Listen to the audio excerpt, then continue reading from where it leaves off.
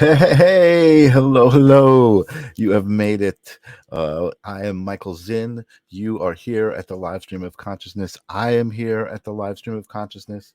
One of my most favorite places to be every week. It means it's Thursday. It's February 16th today. I'm just looking at the date. And it's the middle of winter, but it hasn't been too harsh. We had a couple of frigid days last week, but it's been a pretty mild winter.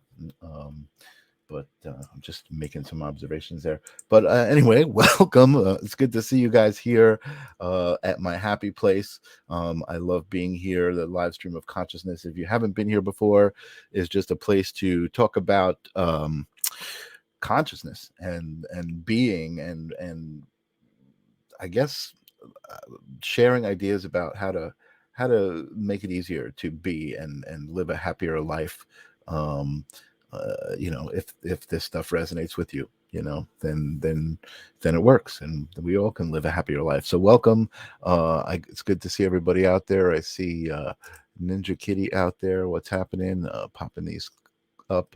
I see Julie's out there. Uh, I think my friend Leslie's out there. She said she was going to tune in. I'm hoping she's out there. It's going to be a really interesting episode today.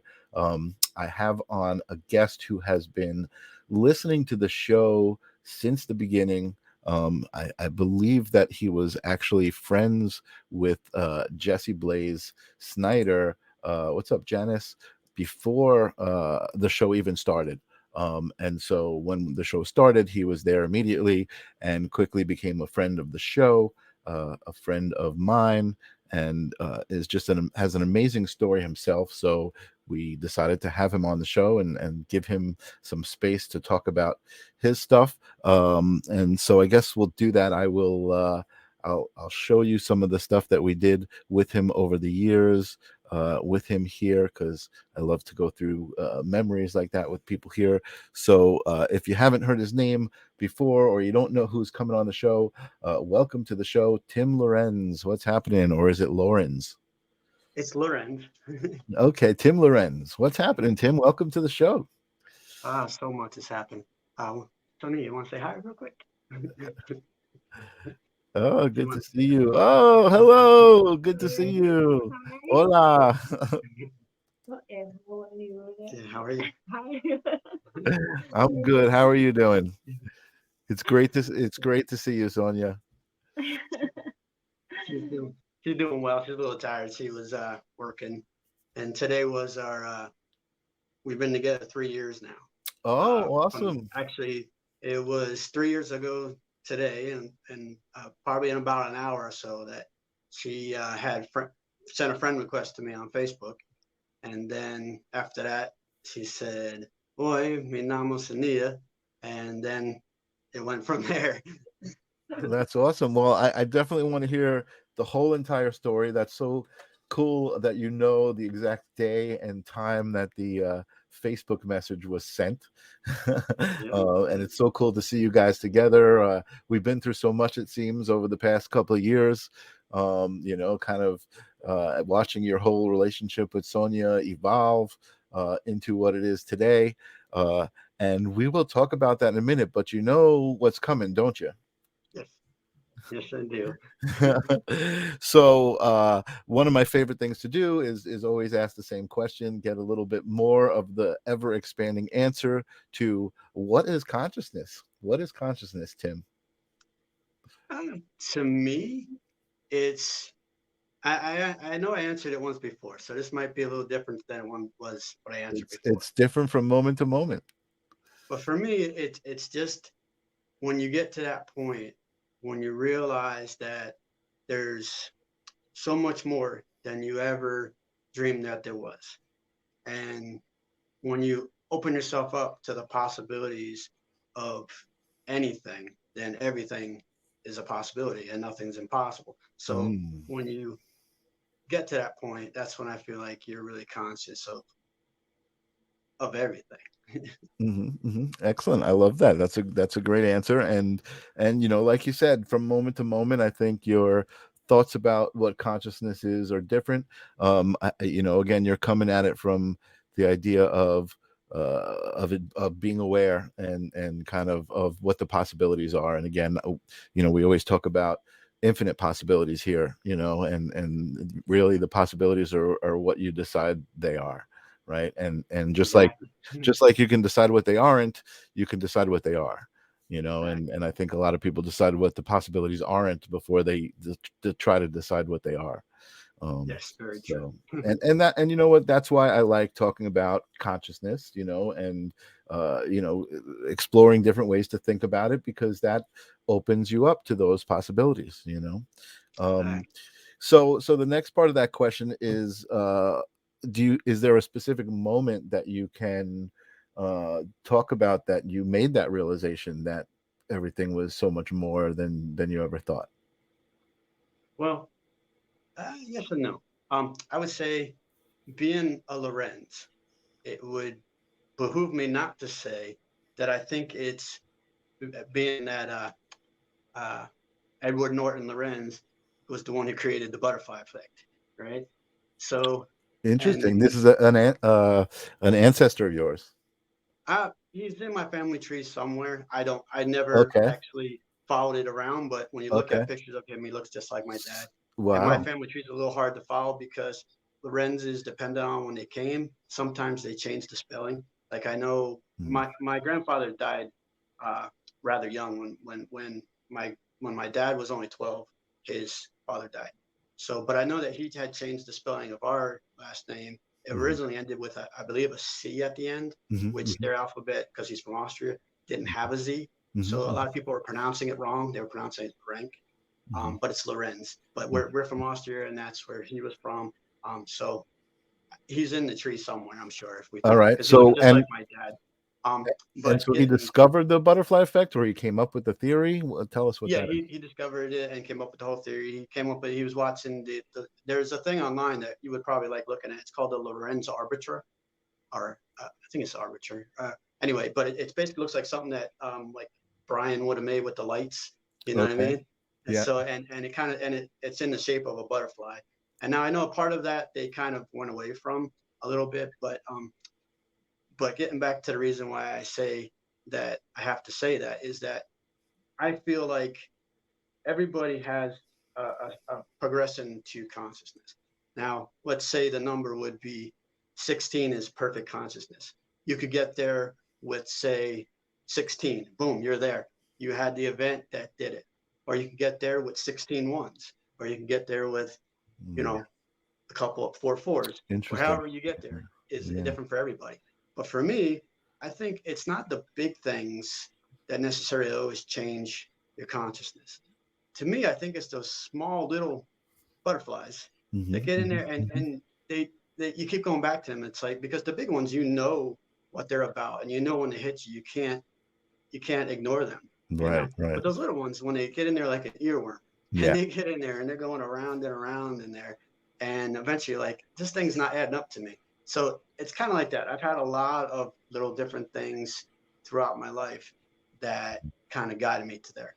And then ultimately, I would say definitely after, which we'll get into in a little bit, after everything I went through, um, I would say that that's what cemented me and really opened me up to, especially right before, after my marriage was no more. I went through a period there where I really kind of reinvented myself, and Hmm.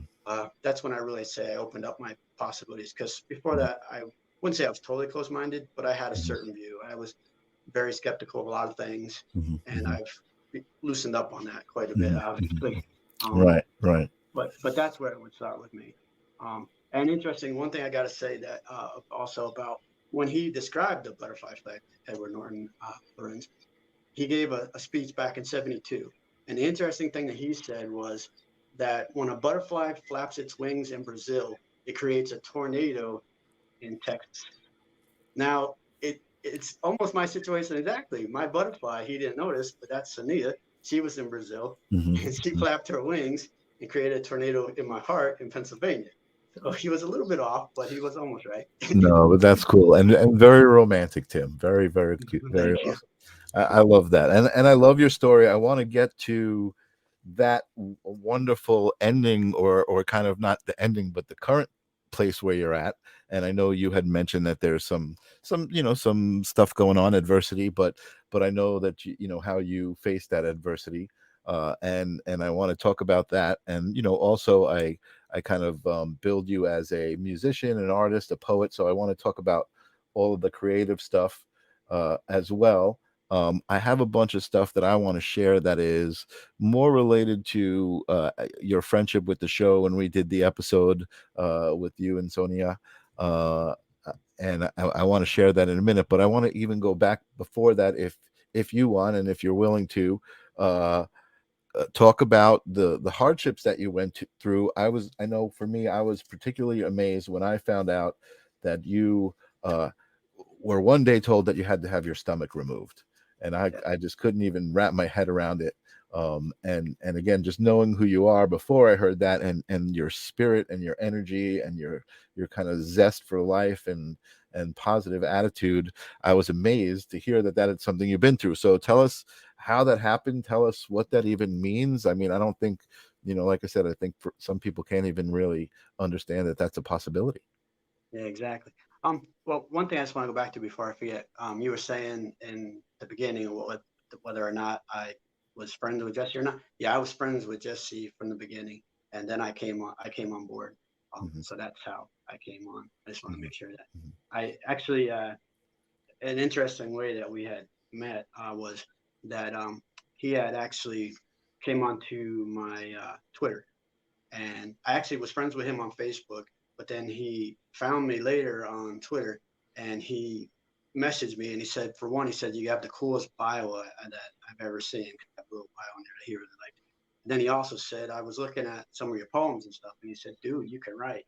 And I was like, thanks. And then Wow. that's when he was working on his album and stuff, and he asked me if I could help him with some stuff and write up all his lyrics for him and whatnot. So that's how we started the ball rolling, and then we got to be good friends. And then he needed help with his car, so I came out and helped him with that. Yeah, I So remember that. I yeah, remember that.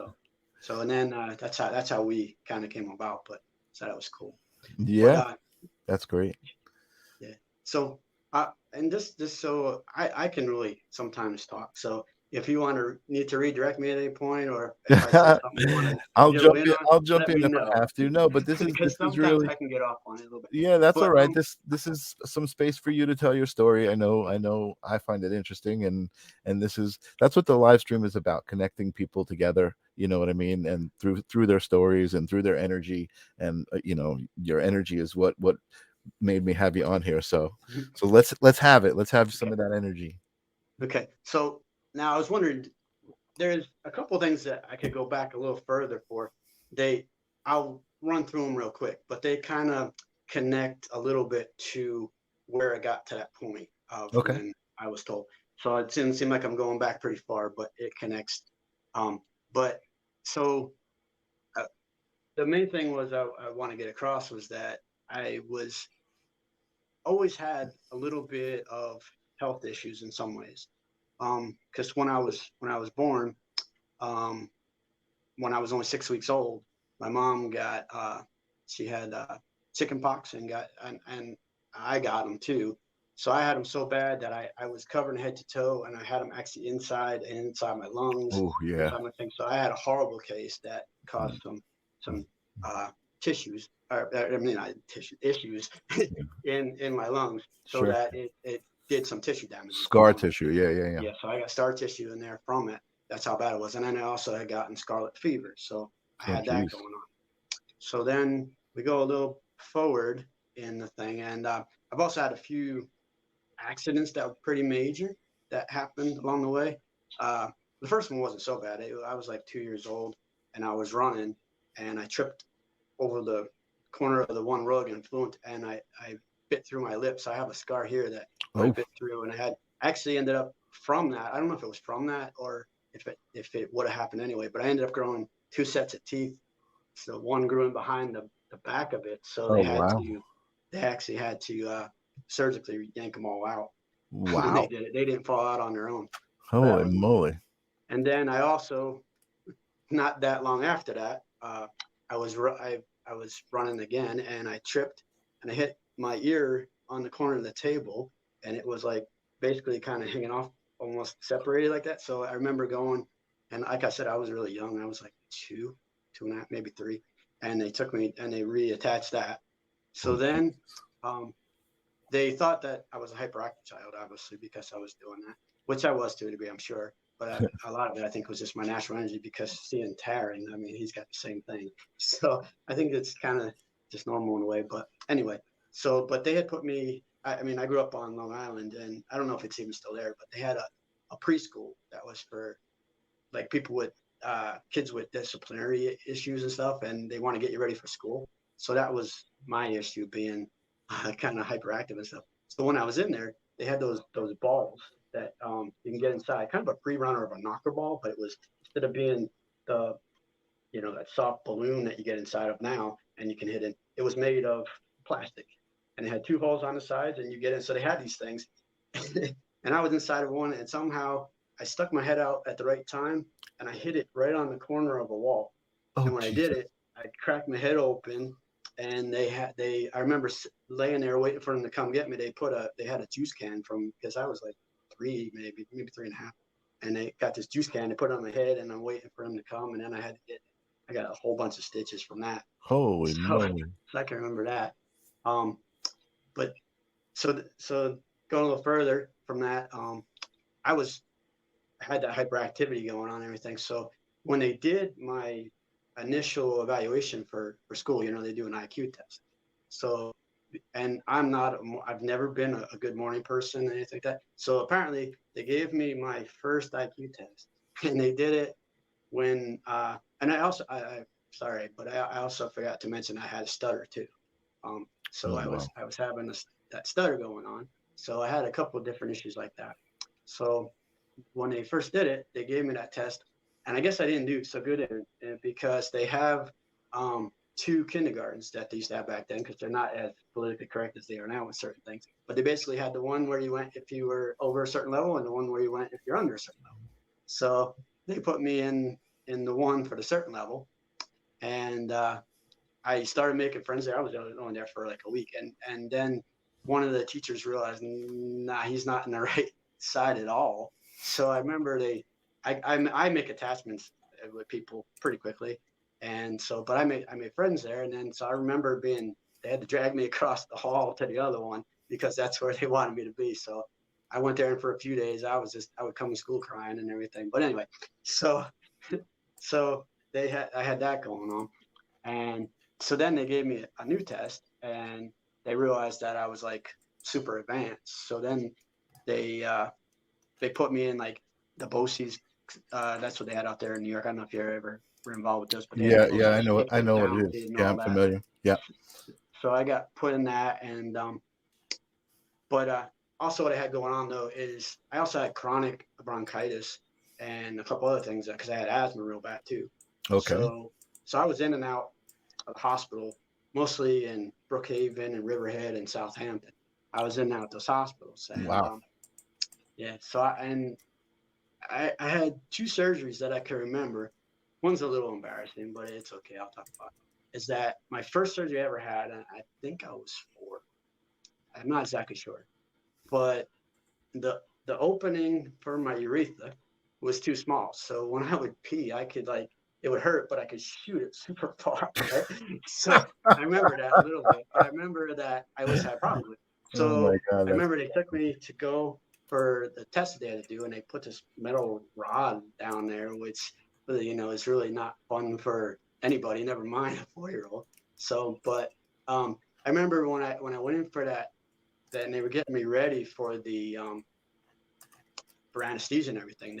You know, you had to stay. Back then they were pretty rigid about stuff. So my mom was there a lot, but there was mhm. times when she wasn't there. So they had me hooked up to the machine, you know, to the back then they had the glass IV bottles.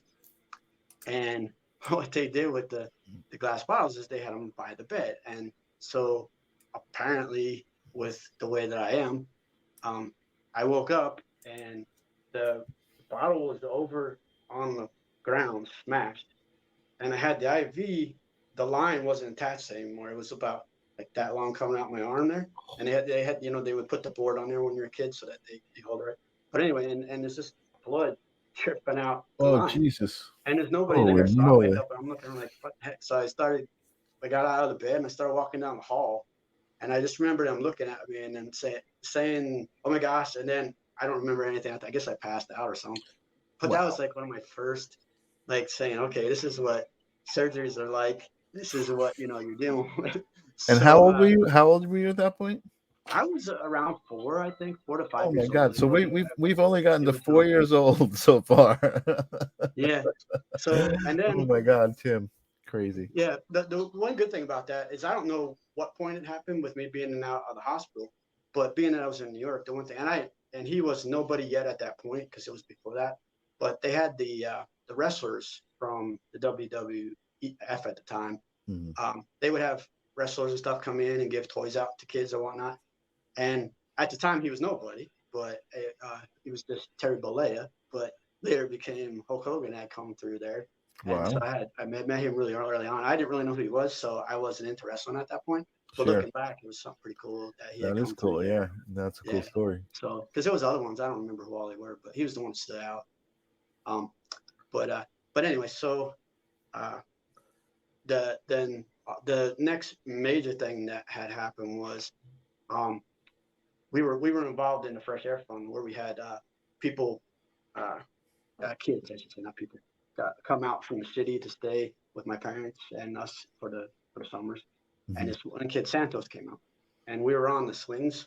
We had I don't know if you know they kind of like you sit. They're two seated this way, and you sit on this side, and you're supposed to sit in it, and then Oh yeah, you're yeah. right there, and then the other one's the opposite way. Well, obviously, us being he was a bit older than me, a lot taller too. I was around 5, and I'm not sure exactly how old he was, but he was probably I would say at least 8, 9, or 10, somewhere there. I don't remember Okay. exactly. But anyway, so we're on there and we're standing on it, going back and forth, right? And so I flew off of it. Right, I hit my head, and then I was unconscious for 4 days. And it turned out that I had fractured my skull. Oh my God. Um, That's yeah, crazy. Yeah, those I remember those swing sets. They were not very safely engineered. no, no. If I could remember. So I see Hat Powser out there saying, "Hey there, peeps. What's up, Hat? Welcome to the live stream." uh, yeah, so then that one I won't go into that now because it doesn't really apply to this, but it is something you'd want to hear at some point. Because I kind of had an experience with that, like while I was out, what I remember from that. For the 4 days. Oh yeah, Yeah. yeah. And then but then I had woke up from that, and there was a pool party going on. I was on the inside on the couch, and then I come out, and my parents were having this pool party, and I remember my grandfather was there, and he's like, "Oh my God, you're up!" So it was interesting. But That's anyway, Jill's asking, do you think you had an out of body experience? I, looking back now, yeah, Yeah. um, there was some pretty interesting thing with it. I mean, I was at the time, my family was in a certain way with religious things, and we're kind of brought up to think a certain way about those things. So I didn't really think much of it at the time, but I still remember it like I did then. So but it's interesting. But I'll just stick with the medical stuff for now to get to where I want to say. Yeah, yeah, But yeah. What a crazy so journey. I can't even believe it. So it young, you've is. been through just crazy, like this journey of crazy mishaps before, 5 years old. Yeah, there was just a lot that happened. Yeah. Um, but so I had a lot that going on, and I mean, fractured skull at that point is not good for anybody. But so but coming from there, um, so the next one that I would get to is that I had asthma real bad, so they wouldn't let me out to go outside when it was under 50 degrees. And, Mm. living on Long Island in the school year for lunch and recess, that's like a big part of the year. So Yeah. I hated that because they would take me in. I would be the only one inside, all the other kids would be outside. So I hated that. So at some point, I don't remember exactly when it was, but I want to say it was probably in the third or fourth grade. I decided, well, I had enough of this. I'm not, I'm going to go out with, I mean, I want to go out with the other kids. I don't want to be in here. So I started just every day. I would just, and it's not supposed to work, but somehow it kind of did. Is I pushed myself every day. I just started running Mm. and running and running and running in the cold and running. I got to where I could tolerate it and not have you know, the problem Absolutely. anymore, Yeah, yeah, because yeah. I just didn't want it anymore. And it's not really supposed to work, because a lot of times I would, during when the process was going on, I was wheezing my like crazy, laying on the ground every time after I get a little further, a little further, a little further, you know. Right, right, right. So, but I guess I created helped get my capacity a little bit better. Wow. Yeah, no, you definitely built up the whatever it was, the tolerance, Yeah, to the yeah. muscles, and yeah, crazy. I just want to hat pousers out there saying, I'm trying to remember if I saw me on Jesse Howe, of Missing Link, or Alex. I was on Jesse Howe's show. Jesse is amazing interviewer, and I had him on the show, and then he had me on the show in return. So that's probably where he saw me. I don't think I was on that other show, but welcome. I appreciate you being here, uh, and welcome. Hola. Hola. Tim says hola. I'm gonna ring my bell just to There you welcome go. the new people to the show. Awesome. Nice to have new people, bring Yes, everybody in. yes. Anyway, But so not to interrupt your amazing journey, so keep going. right. So then also around this time, I also between the fifth and, or I mean the sixth and seventh grade, there was a big change that went on, because for a while I was getting bullied like a lot of people do. And looking back, it was bad, but it wasn't terrible. It was enough that made me at the point where I just didn't want it anymore. I Mhm, didn't want to deal with it. mhm, And mhm. so I started lifting weights. And I got between the sixth and seventh grade, going from, because out there with the sixth grade stopped the elementary school. Seventh grade started basically junior high, but the junior high and the high school were all in one. So you went Mhm. from there right to junior high. But in between that summer, I bulked up a lot. I mean, Mhm. I just it was totally different. Now I'm not tall enough, so I didn't really have like a growth spurt, so I'm still small, but I put on a lot. So, and Right. that's when, right after that, basically that all that stuff stopped, and People I left made you. You friends with stood up for myself. yourself. People left you alone. Yeah, and Yeah. I made friends with myself. But that put me on a path where I enjoyed that, obviously, and I stuck with it. And later on, it's important, because it's kind of what I think let me still be here, if you will, because I Sure. had Yeah. Yeah. Yeah. that foundation when it came time to go through everything else. Sure. But yeah, but I mean, I learned a lot from that. So um, so going forward after that, um, I grew up on Long Island, and then not too long, the ninth grade, um, we moved out to Pennsylvania. But before that, I got heavily involved. Not only that, but I got heavily involved in BMX and skateboard and all the kind of stuff. I got pretty good at it. Actually, one of my friends that I had on Long Island became somebody that was in the X Games, in the early X Games, and was Cool. popular before that. His name's Ken Harkin. Oh wow. He Yeah. actually Yeah. was an announcer for the Do Tour, and also for the X Games and stuff for a while. And he was Cool. in Dave Mayer's BMX2, uh, everything. So I Cool. got involved with that. Another way I was really into uh, physical fitness and everything. So we moved to Pennsylvania, um, and then I was there for about 2 years. I ended up meeting my ex-wife. Uh, I was working for the school, and um, so I was only 15. There, it was during that summer, but not too long after I moved there. So I met her, and things happened quickly, and I ended up, she got pregnant.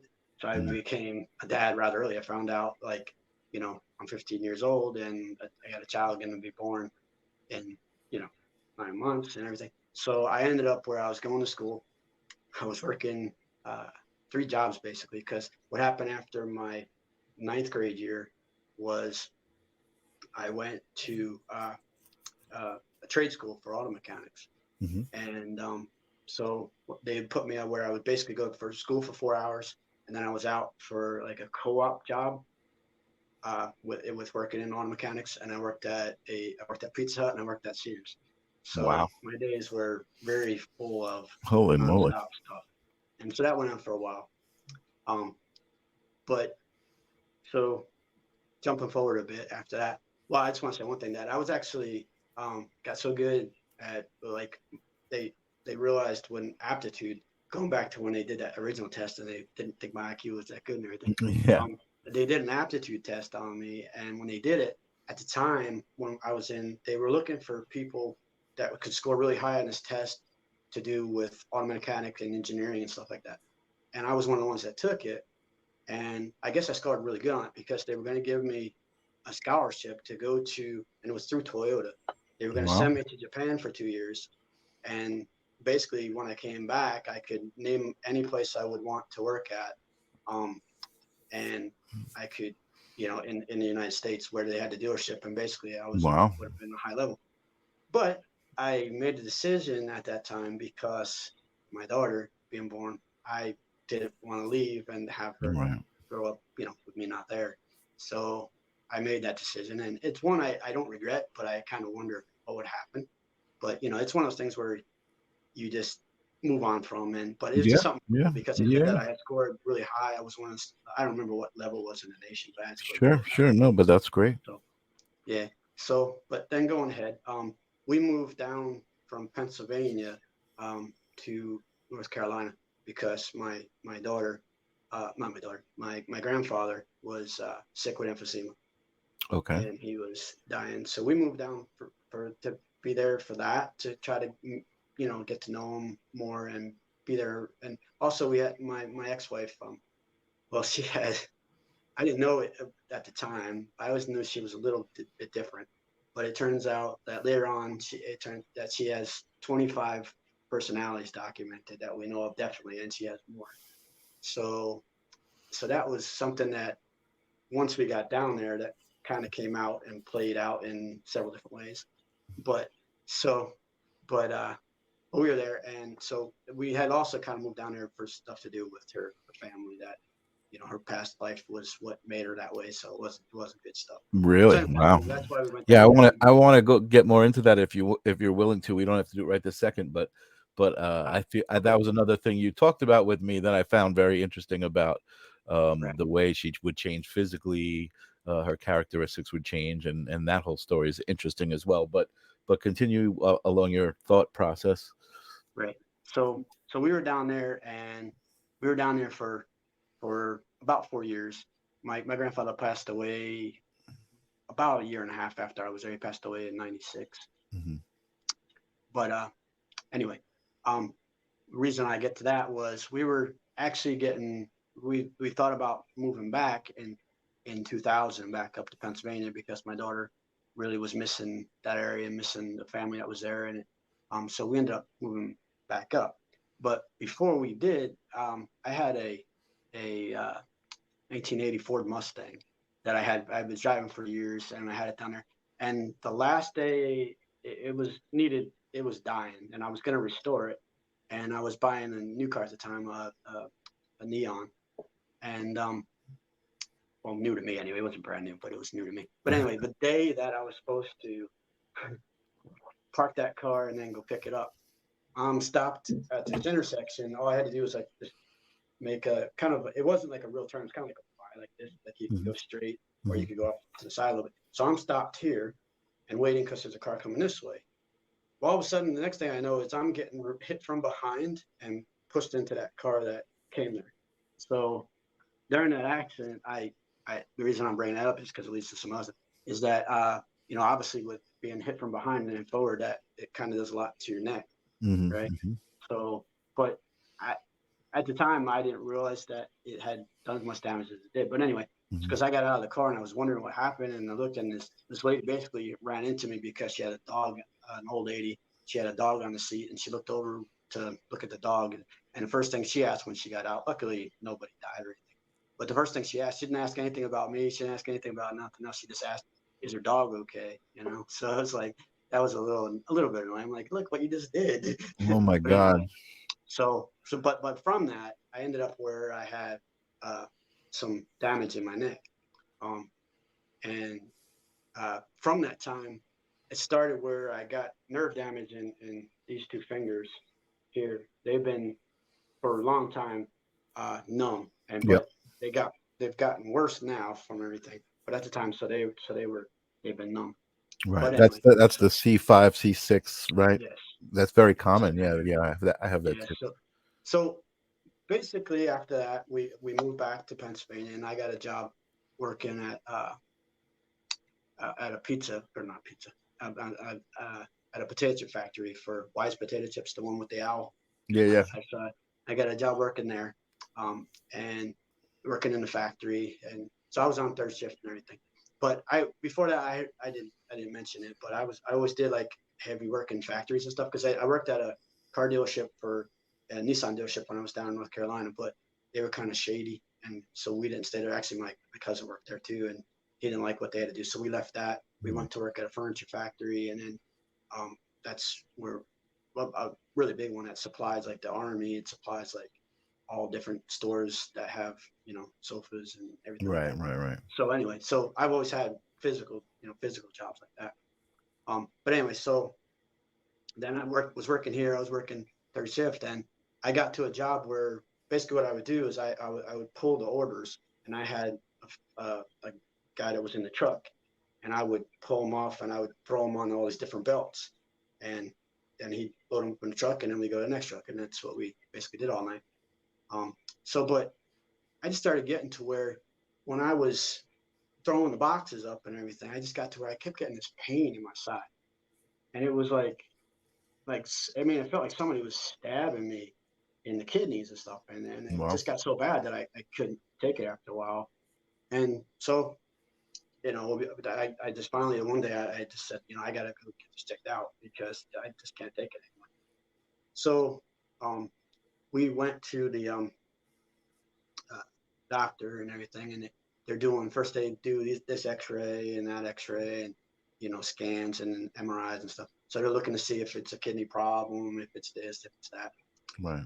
But basically, what it came down to is they did a upper scope, and when they did that in the scope, they when they went through, they basically when they got down to where the esophagus meets the stomach, they had to basically push part of the mass that was there out of the way to get through. And then they basically brought the camera back up to look at it. So there was this really big mass that was there. Now I wasn't having any issue eating or anything like that because even though I had kind of got not stayed with the getting really big and lifting and everything, but Right. I'm still in shape. But I also had put on that I don't know what you call it, but that the little bit of fat that you put on Yeah, top of it. But you weren't so toned yeah, anymore. Yeah, yeah, yeah. yeah. But I mean, it's all still there, but it just wasn't showy. It wasn't defined or Right, anything. right, So right, I put right. on a couple of pounds. But so anyway, so but I had no problem eating. So and I could put it away with the best of them, if you know what I mean. So anyway, so it was strange because they were saying, well, this is probably what's going on. I was like, okay. So they sent me for a bunch of different ones. They ended up doing the colonoscopies and all that, and they found out that I had a bunch of polyps there too. Hmm. Um, so basically, what they said is that um, that by the way that it looks and everything is we got to go in. We don't want to take the whole thing just yet. What we want to do is take part of your esophagus, part of your stomach, and then reattach it. Basically, kind of do like a stomach bypass, but just a Hmm. little bit more involved. So um, I was like, and they told me at the time, and I found out later this was a lie, but I found out too late to really do anything about it. But they had told me that they hadn't been able to do a biopsy because it was also the way it was bleeding and it looked pretty, they didn't really want to do anything at it because they knew that it had to come out anyway. So I was told that they could not rule out cancer at that point because um, they couldn't do a biopsy. Well, years later, I found out in the notes and everything that they had done it, but they didn't tell me that. Oh, But anyway, wow. and so, but yeah, and there's a statute of limitations on things. So by the time I got that bit of information, it was too late. Wow. So I think it's kind of crazy. But anyway, so I trusted the doctor. I guess I put too much faith in him because he came from New York and relocated in Pennsylvania, and I thought we had kind of made a connection, and I thought he was a good guy and everything. But anyway, so they scheduled me to do the surgery, and I don't remember if it was Friday the 13th, but I remember there was a lot of things to do with 13. So if I would have been a Oh, man. really superstitious person, I wouldn't went through with the surgery Right. because I remember, I'm pretty sure it was Friday 13th, but I know that I was in, when they put me in the pre-room for before surgery, and they're telling me about how major the surgery is and how involved it is. So it's like I'm already set. I have my family came there, so I always like to joke and try to make things fun. So I'm joking around a little bit with them. They're getting ready to take me, and I'm in room 13 that I'm in. They take me to elevator 13, and the floor that they do the surgery on, it's not necessarily called the 13th floor because I guess some They buildings don't, yeah, they don't don't have that, number them. but it's Yeah. the 13th floor. If you do, Right, right, right. you can't just jump a floor. Right, right, right. And then also, I think if I'm not mistaken, I think the room that they did it in was the surgery room 13, Oh, which is geez. weird that they don't name a floor 13, but they have room 13 Yeah, and room. yeah. Strange. That But is anyway, weird. I guess because like it'll be like I think it might have been like 213, like different things, but it was always the 13. So anyway, so I go in for the surgery, and when I wake up, right away I know something's not right because I'm thinking they just cut me from, right here below the sternum, all the way down around my belly button and down basically into my groin a little bit to do what they had to do there. And I'm thinking, why is that not the part that hurts the most? Why is it my throat? And I Mhm. was on the ventilator and stuff when they did because the surgery was a long time. So when the first thing I said when I was conscious to my wife, and my voice when I went to talk was horrible, and I had no, there was no power to it, nothing. So, but I basically asked, how come this is what's hurting me? And so the doctor, when I was awake and everything, they finally came in. They told me it was probably from being on a ventilator and this and that it's rough what they do. And I also still had the NG tube down my throat that goes in through your nose and then down. Right, And right, they said right. that might be affected, which I guess made sense. So, uh, but I was having major problems with it, and I'm looking at this, which hurt obviously because I had drains going out and I had everything, and I'm thinking to myself that this is kind of crazy. But so I was like, all right, whatever. So during that time, um, I found out that I don't do so good with morphine because I guess I have a reaction to it, and it makes me Mm. like super, super paranoid and stuff. So I could go into that trip a little bit, but let's just say that I had the dreams about Nazis and being experimented on and stuff. It Oh, was pretty Jesus. crazy. Holy So moly. anyway, so I was a little paranoid about the doctors and stuff at first until Right. I was able to realize that's what was doing it, and they switched me over to Wow. normal. Yeah. So, but anyway, so I had that going on, but so they basically progressed me where um, they wanted to put me on regular foods and stuff, and they progressed me pretty quickly. And but the problem was when I would eat, I couldn't swallow right, and I would throw it back up, and then not only that, but I was like throwing up these saliva bubbles and stuff. It was weird. Oof. So we had told them that I was having trouble. And then they took the NG tube, they went to pull the NG tube out. And when they did that, it was kind of stuck a bit. Like they had to really pull at it to get it out, which is not the way it's normally supposed to go. But anyway, so they do Wow. that and they get it out. And then so they progress me and send me home. And I'm still not eating properly. I'm still throwing up. I'm still having problems. I'm like, why am they sent? I said, I'm telling them that I'm having these problems. And they're like, well, with everything that went on, that area is going to have problems. And they're like, it's going to be a little while before you're back to normal. So I'm like, okay. So anyway, so I go home and this problems just keep progressing. And so we kept calling the surgeon and telling him that he's got to take a look. He's got to take a look. And he just kept not wanting to do it. So Right. finally, my ex, still one of the good things that she did, she said, look, we're going to go there. And I'm going to tell them that we're not leaving until they look. So we go there and we tell him what's going on. And he's still saying everything I did is perfect. There's no reason to look at it. He said, but from what you're saying and stuff, he says, I think maybe you need to, for the ENT to look at it because let him look at your throat, let him look at your nose and see what's going on because, maybe there's something with that. Right. So anyway, so I go to see him and he does the thing, and they have a couple different ways they can look down your throat. They have what's called a rigid scope, which is just kind of like that long, and they put it in your mouth and they can see your vocal cords. They have one that goes up and down back of your nose. So he did a rigid one first because it's a little less invasive.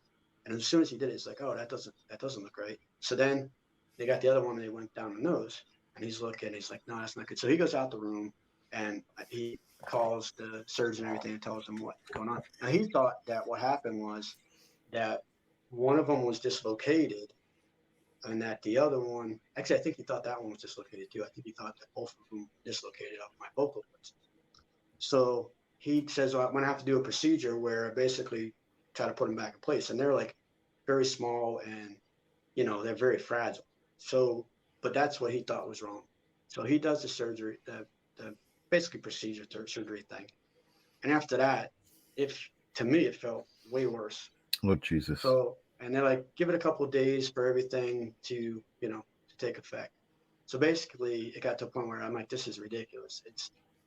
I'm still throwing up these bubbles. I'm not getting, I was down to, before this thing, when I was up to about, between muscle and everything else, I was probably at like 175, 180 somewhere. I don't remember exactly what it was. But at this point, I'm down to like 115 pounds, if that. Holy So I cow. lost, and this is in like within, a month and a half time frame. So it's just like, Wow. bam, which, isn't great for anybody. No. Um, so finally, they said, well, the one that did this, the vocal thing said, well, if anybody can fix the vocal problem you got going on here, because after he did, he looked again and it still wasn't doing what it was supposed to do. He says there's this surgery, this really renowned, world renowned surgeon that's down in Philadelphia. And he said that if he can't fix you, nobody can. So he said he'll find out what's going on. So I go down to see him and he does some video stroboscopies where they basically put the same thing down the throat and then they can watch it with the strobe lights. It becomes really slow and they can watch exactly what. I actually wanted to share these, which I actually have in my home, but since I'm Oh, with that's you, cool. I wanted to show you one or two so you can see what it's like. It's pretty cool. That's cool.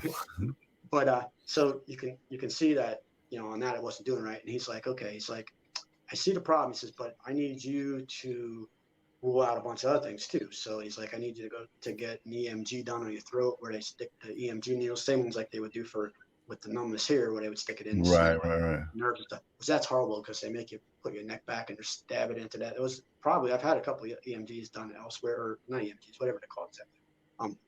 But when they do that, and that's the worst one I ever had right there. It hurt like a lot, just to gotta get basically really deep to get to the vagus nerve and everything like that. Right.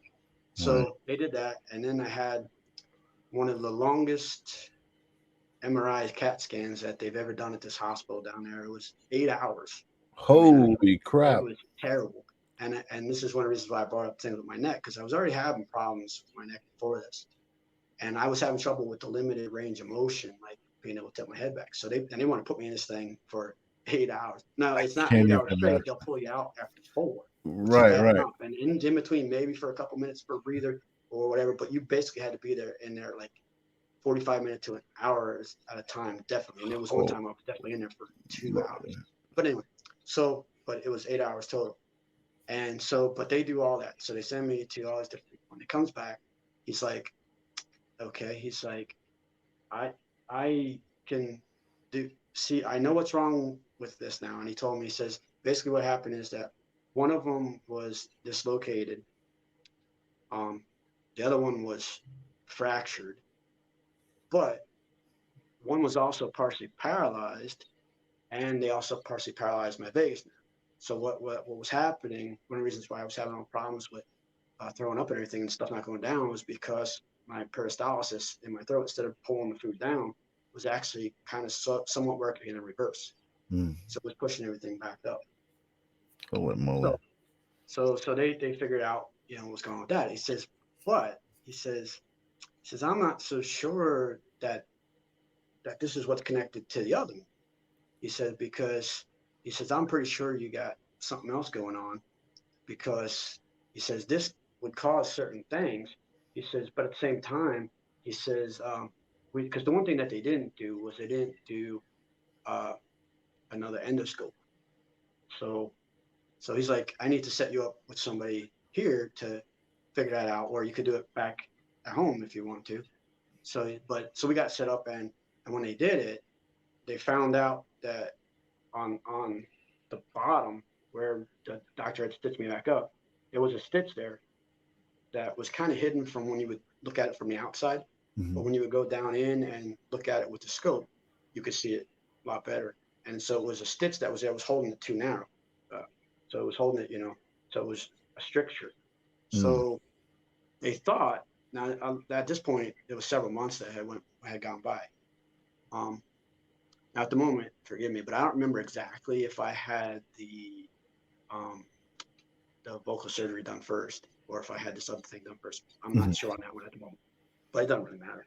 Right, right, right. But so what they decided they were going to do about that one was they were going to go in, take the stitch out, obviously, and then do a dilatation where they would basically put a balloon in there and they would blow it up like that to stretch it out, and then hopefully it would stay. So they did that on the when they took the stitch out, and they did that.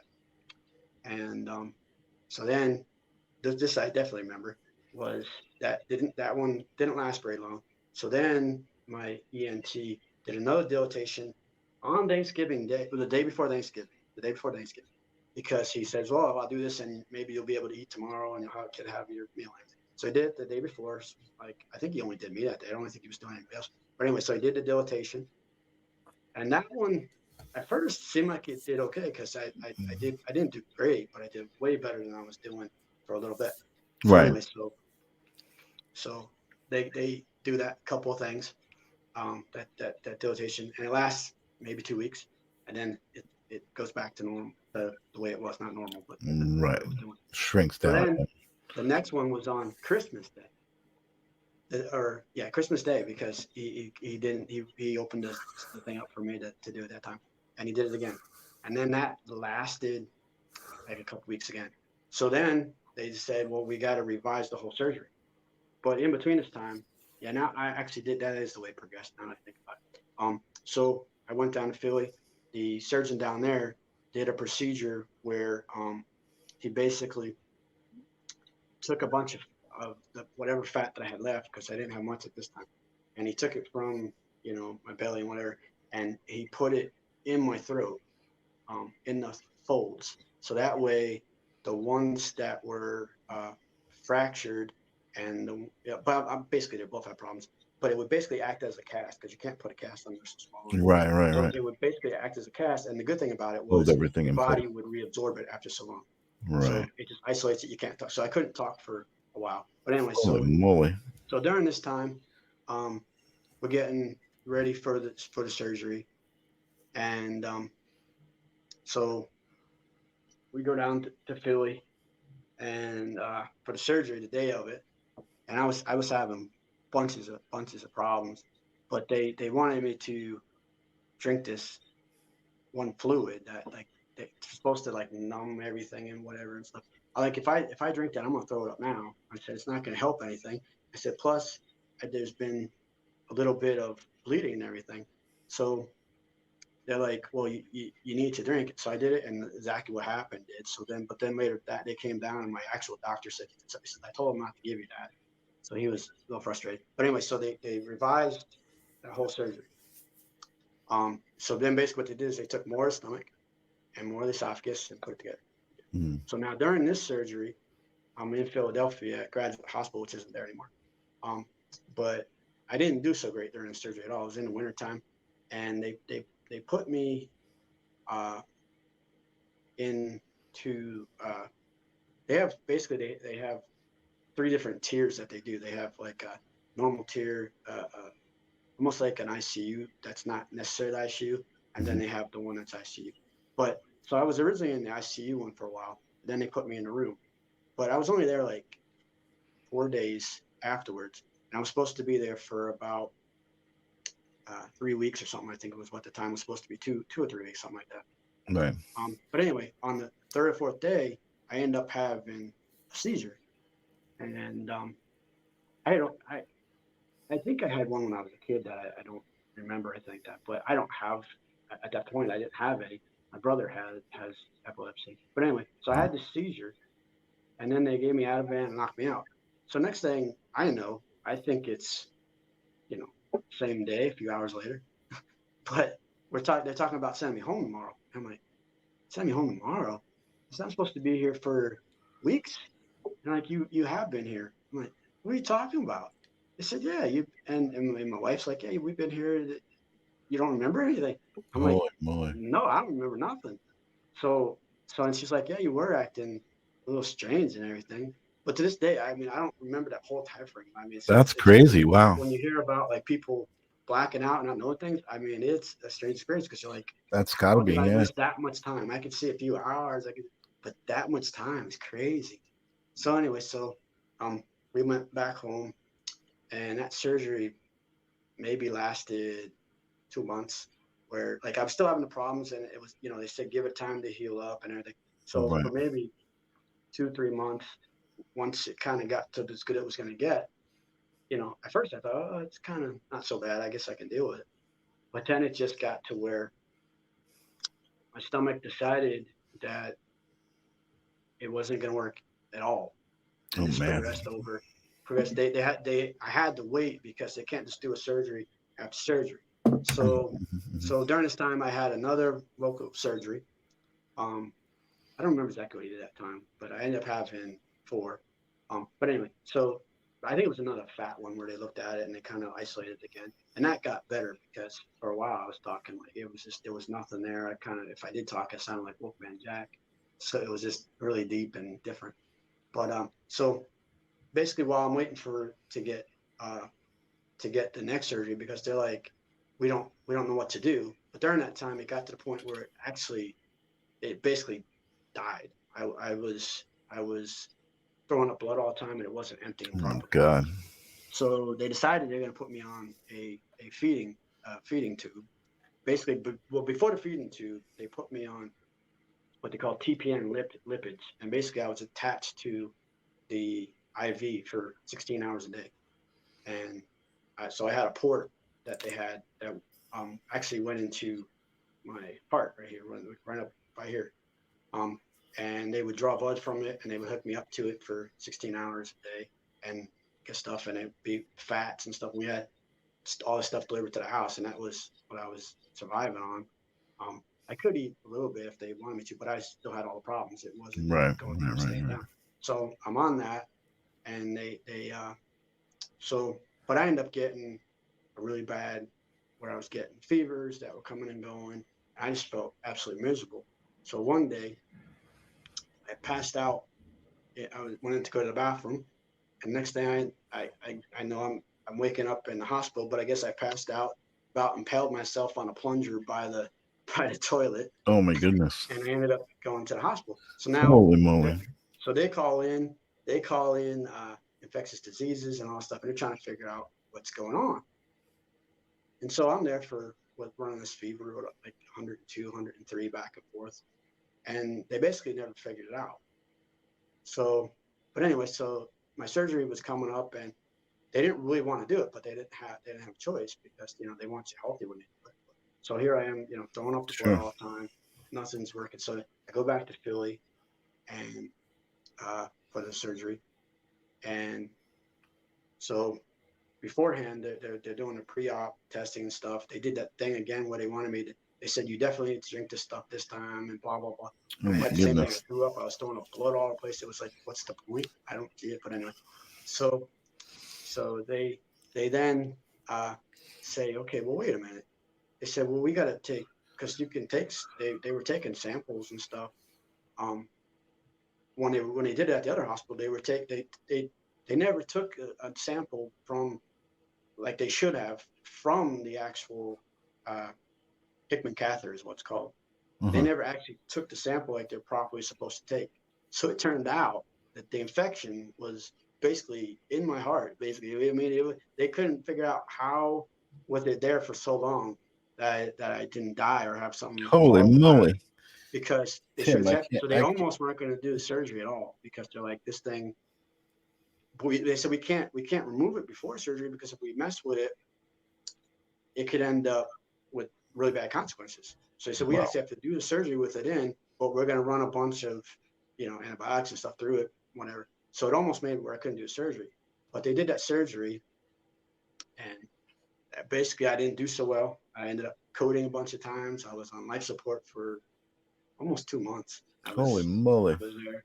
And then when they put me into a room, they didn't put me into a normal room. They put me into a room like they put for like celebrities and stuff. Because it was interesting because my room was so big. It was like you could normally they would have another one next to you, like a bed for another Right, right, patient and right. stuff. But there was like two TVs in there. There was two beds, but there was one for me. There was one for a family member to stay. So, and the difference was, instead of like having to worry about whatever they have in the hospital for food, you could basically call them up at any time, like room service, and they would get you whatever you wanted. It sounds like they But were treating you like it was royalty. Yeah. strange because I wasn't sure why they did that. Right, But right, right. and I wasn't eating that good anyway. But at the time, my wife ate pretty good, I guess. So Right. but we were there for a long time, and so they that my first surgeon I had, he was going to take that Hickman out, just like pull it out while I was awake. His partner, she was a little bit younger. She's like, we don't need to torture him anymore, so we're just going to put him out and take it out. So they took that out, and then I still had like where I was having the fever for a while, but basically that went away. But when I got done with that, I went back home, and for a little bit, after everything kind of did its job and everything, I started getting where it was okay, but I was still nauseous 24/7. I still was hypermobile, where everything would just go right through me. So like if I ate a salad, it kind of went through me so quick, it came back out kind of the way it went in. As a It, salad. Yeah, yeah, yeah. yeah, it was just Wow. my absorption was horrible. So but anyway, so I did as well as I could, and then I had to have my vocal surgery, because I just wanted to get that out of the way and give my body a chance to really heal up and not put it through trauma for a while. So when I went for that, what they had to do was um, cut me open to be able to put in implants and to medialize everything and bring it together, because with the Right, right, right. validation and everything like that, it was just never gonna come together right. So I go for that surgery, and during the surgery, they wake me up, and what they normally do with stuff is they always have you, to make the vocal cords come, like that. They have you say E, or they have you say like ah, and they like do like different levels, like a low E and a high Right, E. right, right.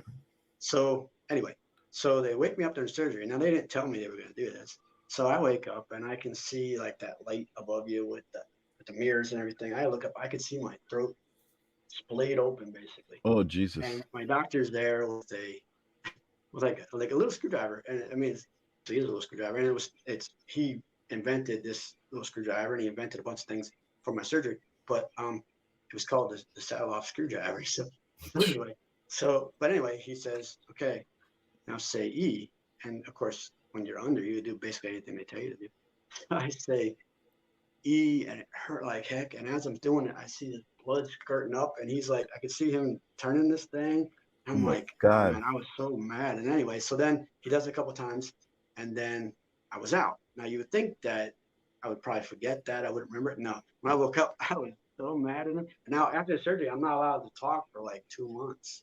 So, but the first thing after he comes over, you can tell I'm pissed off, and it's like, what's the matter? So, and I had a pen and paper and everything, so I said, why didn't you tell me? And he didn't even have to ask, what didn't I tell you? He's like, well, would you have come if I told you? It's like, it would have been nice to know. I still would have done it, but it would have been nice to know. You'd wake me up in the middle of surgery, because of all my surgeries, when you're out, you don't know what's going on. Yeah, So it's yeah. only You when wake somebody up else and tells it's you. done. Right, right. This one was during the surgery, and that was painful. That's But crazy. That's crazy. so after that, I had 2 months where I couldn't talk, and then slowly it got back to normal. But after that, like nothing ever got back to normal, or it was supposed to get, because Right. um, during this time, I still was getting the scopes, and they were finding more polyps in my esophagus and then in my colon. So they put me in a study. It was interestingly named the funny polyp study.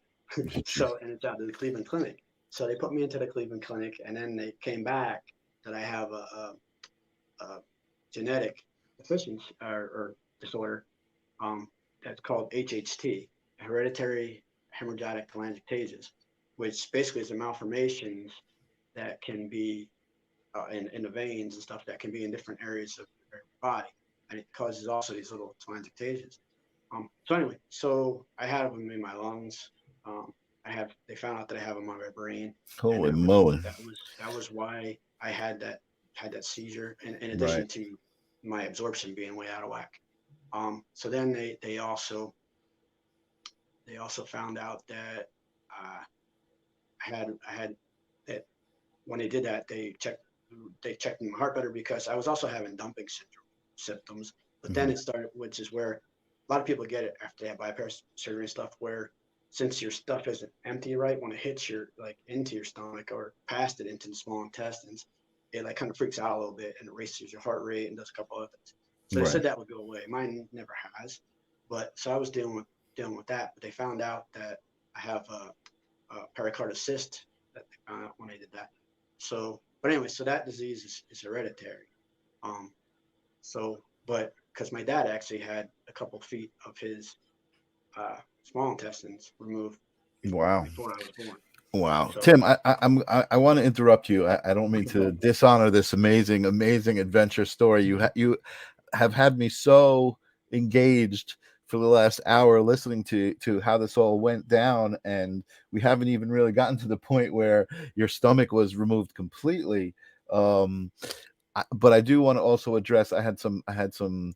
Jilly was saying so much, and she hadn't even heard the whole thing yet, and she said so much. I'm glad you made it through. How are you now? So I do want to jump ahead in a minute to that, but I do want to ask you some questions about this. But also, I know Randy, my friend Randy, is out there, and we didn't even get to talk about this either. He's saying, serious question. Did your ex-wife with 25 documented personalities allow you to be married to all of the different personas? Now, I know that's a good question because I think we've talked about that. Um, so I hate to make you switch gears, but I would love to at least answer this question from the audience about the ex-wife with the 25 personalities. Okay, basically, let's put it this way: she had that many different, but not all of them were female, and not all of them were even human. So she Mhm. there was a dog personality, let's say, which was really interesting dealing with that. Um, and then she had some that were very young babies that couldn't talk. Um, Wow. so I mean, I guess I don't know when it comes to the legalities of that exactly, but I would say that basically, certain ones of them obviously are not able to be if you would go by based on what they are. You know what I mean? Right, right, right. So, and I'll put that. I used to make the joke that she had 25 personalities and 30 of them hated me. So,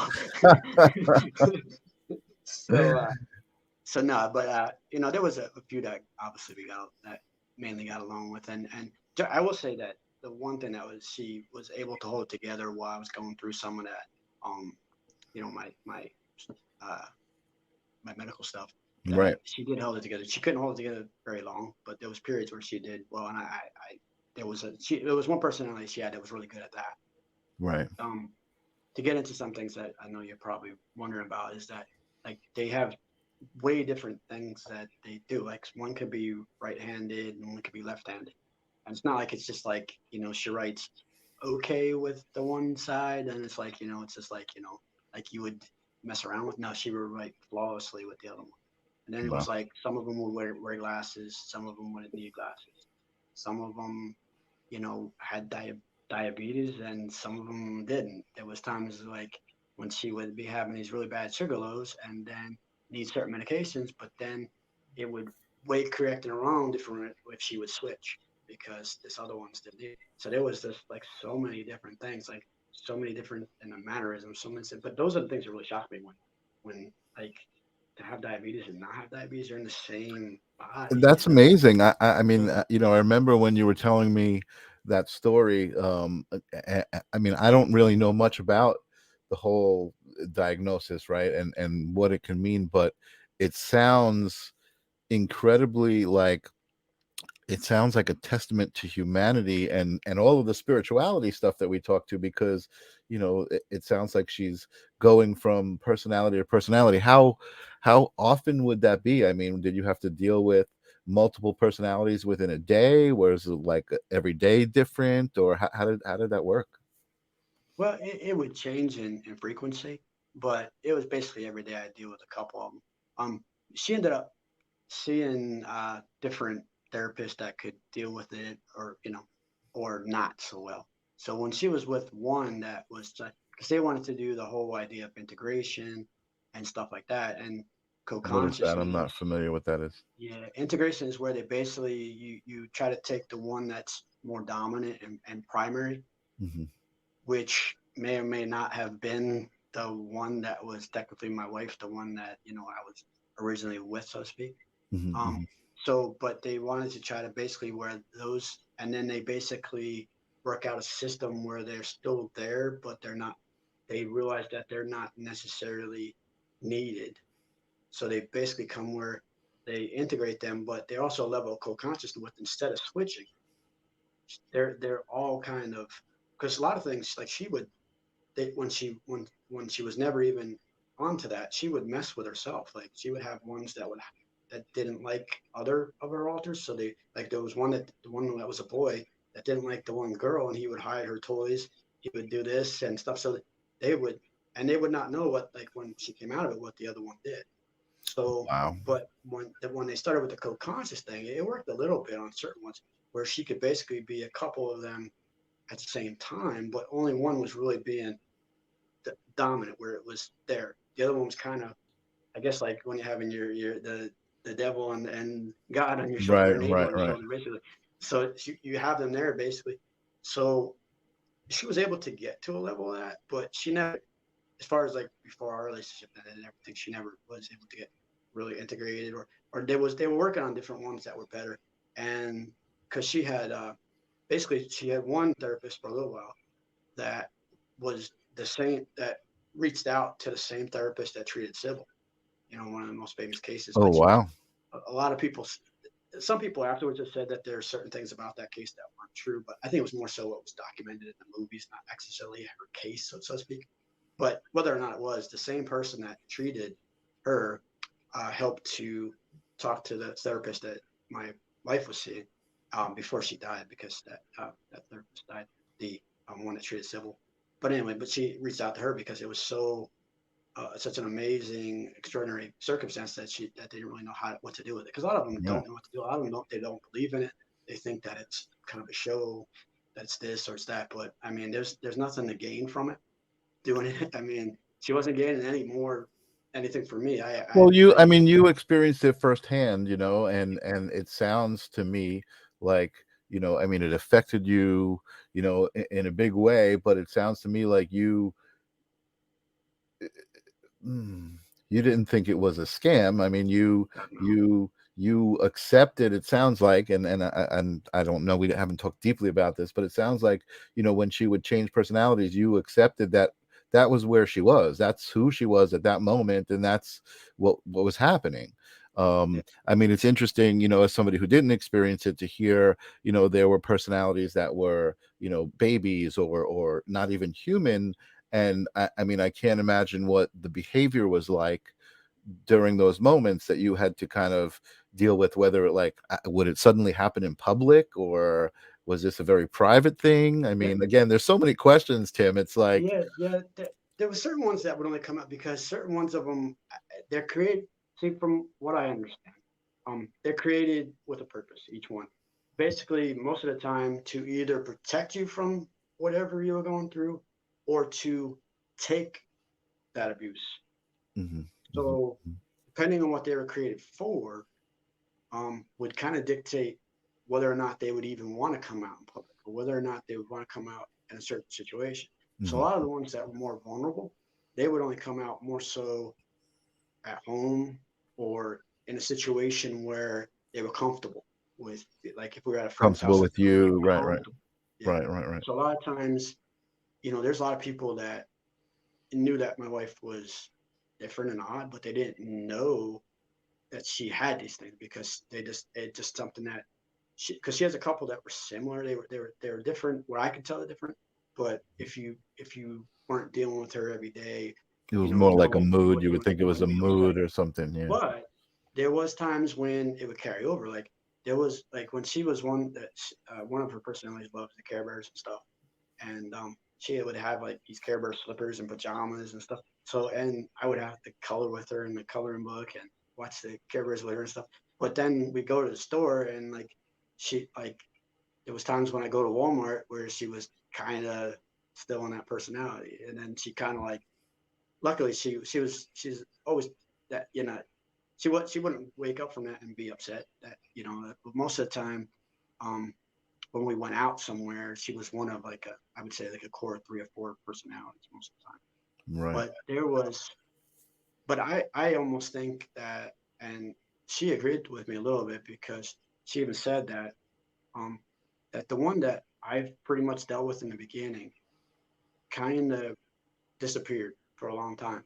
Oh no. And there was certain ones that like they just took over and they were gonna deal with her life where it was, and they were gonna do this or do that. And she was kind of put. She always said that basically there was like inside her mind, it was kind of like a big house and in the woods and a Mm. tree and everything, and there was all these different rooms, and each of them had their own spot that was there, and basically she was in her one. You know what I mean?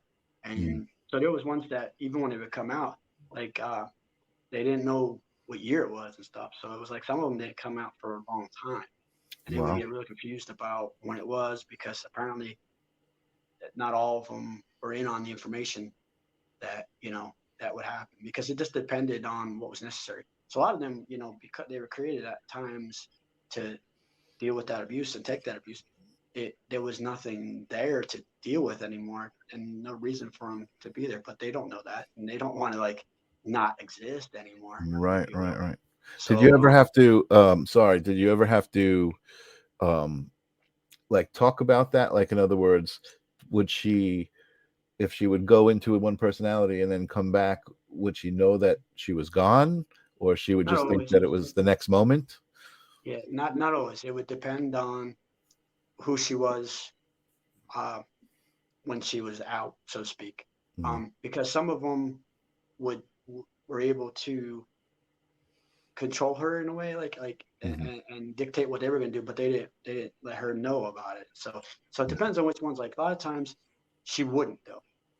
A lot of them that uh, would when that would happen. A lot of times it was like she just wouldn't realize, or there was like times where we would go, um, like go out and do the day, and then she would go sleep, and then wake up and sit, and then think that it was time to go do everything that we already did.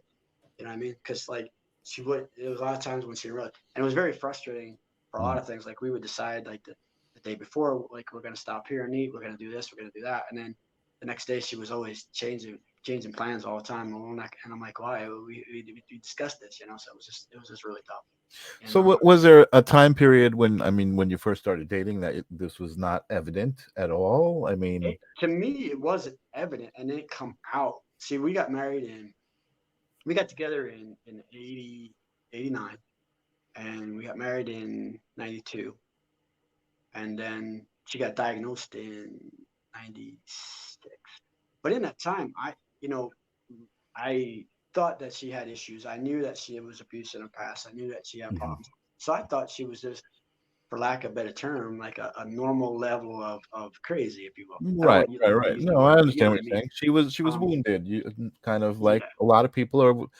It's unfortunate that a lot of people have been in abusive situations. It's not uncommon, and I think that a lot of us um recognize that in other people and can be sympathetic when we feel like, okay, this is a symptom of abuse, or this is a result of abuse, when someone's behaving a certain way. right. I mean, but this sounds like it started to get really obviously extreme. You tell me that there were some personalities that were uh, not human, like maybe a dog or something. That's it. And I mean, I'm just imagining a woman, making dog sounds and kind of acting very, very peculiar. and I can't imagine what that must feel like being in a relationship with I that person. I was strange, especially first time I experienced it, because I at first I kind of thought she was joking because she came to me on her hands and knees with a bowl in her mouth and just going like this with the bowl, and I'm like, what? And then I realized she wanted water, so I got water and she's slurping it out on the Oh my bowl on the god. floor, and so it was very interesting. I mean, luckily that didn't happen super often, but there was times where that's what it was, and it was like Wow. full blown. I mean, it wasn't just like a partial, that's why I kind of think, if it would have been an act, she would have been like the best actress in the damn world, because and for no gain, you know what I mean, and Right. just to mess with me, I guess, but it wouldn't have been worth it. But Right. and it was like there was times when I was like I would get a little frustrated with it, and there was times when it was like I just felt so bad for her, and everything. So it was like I don't know, dealing with it was rough because I just didn't know every day what to deal with, and I'm dealing with all my own issues, obviously. So Mhm, it was strange, and mhm. but yeah, it was when it because there was uh ones that didn't like me at all, and they like That's and that crazy. was rough when you go through a thing where you're having a day that's going okay, and all of a sudden there was like this stupidness going on that was like crazy, and then of course they had things where they would act out and stuff, and I didn't always I like some of them I could deal with, and I knew how to talk to them, and I knew what to tell them, Right. make them kind Right. of relax. But there's ones that their whole idea is that they're there and to protect, and I'm a guy. She don't need me around because all that Wow. kind of stuff, and especially Wow. when it's a male uh, Personality. Yeah. personality. It's like That's crazy. you know, Uh, so Ninja Kitty was said this earlier. I just want to give her some props. She says, "Does anyone remember the story of Sybil?" And a movie story based on a true story. And I think that's what's so great about this story is like it's not a movie or entertainment. You're actually hearing this from somebody who has experienced it. And that's why I'm so fascinated. When Tim first told me the story, I was just like amazed at this. Um, it's pretty crazy. And I know Randy's out there. He says, I get it. My medical history could make him blush. Randy's been through cancer a couple times, some major surgeries. Definitely, people who I admire who have been through such kind of, it seems like physical torture, and situate like you seem so healthy. Like you seem like a healthy person to me ever since I've known you. When I met you, when you came up to help Jesse with his car, I never would have known that you had been through this. So not to jump back and forth, but where are you now? So they had to eventually remove your whole stomach, right? yes.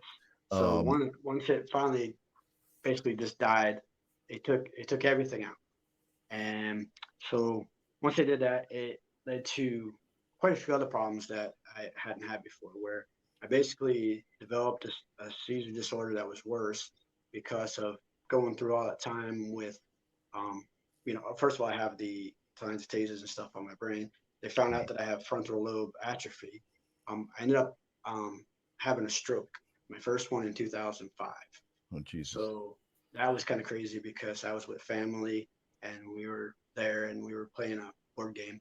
And all of a sudden I just could not, uh, could not, like I could Huh. look at my wife, I could look at my mom, I knew who they were, but I couldn't really process it at all. Right, right, And right. all I could do was just like, I started tearing, like not fully crying, but tearing, and a little bit of twitching on the left side and everything. Mhm. And my mom was the one who noticed. She's like, "Are you okay?" And I was like, I couldn't do anything but cry.